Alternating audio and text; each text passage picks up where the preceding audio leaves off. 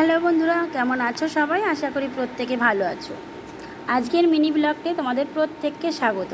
তো কারণ হচ্ছে আমার খাবার শেষ হয়ে গেছিলো, ওই জন্য বিকেলবেলা ভাবলাম একটু বাজারে যাব, তাই বিকেলবেলা বাজারে যাচ্ছি। আমরা যাচ্ছিলাম দুজন। বিকেলবেলা বাজারে গিয়ে দেখি আরও অনেকেই গেছে, তো ওদের সঙ্গে সবারই সঙ্গে একটুখানি ওরা বললো যে এখানে একটা মায়ের মন্দির আছে, তো সেখানে যাওয়ার জন্য, তাই আমরা সেখানে যেতে শুরু করেছি। আমরা এসেছিলাম খাবার নিতে, এখন যাচ্ছি হচ্ছে একটা মন্দিরে। সেই মন্দির নাকি অনেক জাগ্রত, আর হচ্ছে সেখানে মানত করলে নাকি মনের বাসনা সব পূর্ণ হয়। তাই আমরা সবাই চলে এসেছি। কারাকার পেছনে ওরা আছে, ওদেরকে দেখানো যাবে না। এখানে আরেকটা মন্দির আছে, আমরা যাচ্ছি মেন মন্দিরের দিকে।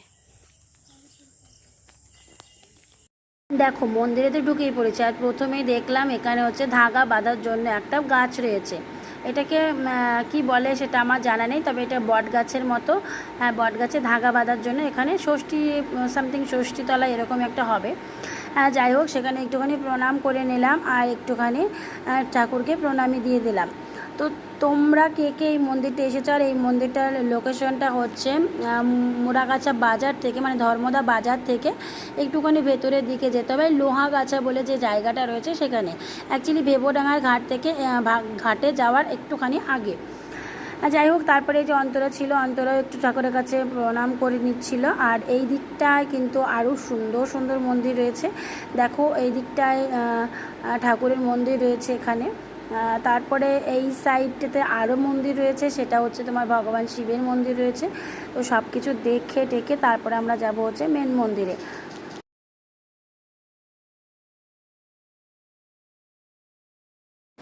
তারপরে আমরা চলে আসলাম মেন মন্দিরে। আর এটা হচ্ছে কালী ঠাকুরের মন্দির, মায়ের মন্দির। তো মন্দিরটা এত সুন্দর, তোমাদেরকে আমি কি বলবো, চারিদিকটা খুবই সুন্দর।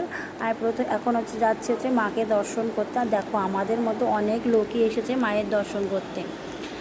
তো ওই সামনের দিকে একটা মেন গেট রয়েছে, ওই গেট দিয়ে সবসময় ঢোকা হয় না, পেছনের গেটটা দিয়ে সবসময় ঢোকা হয়।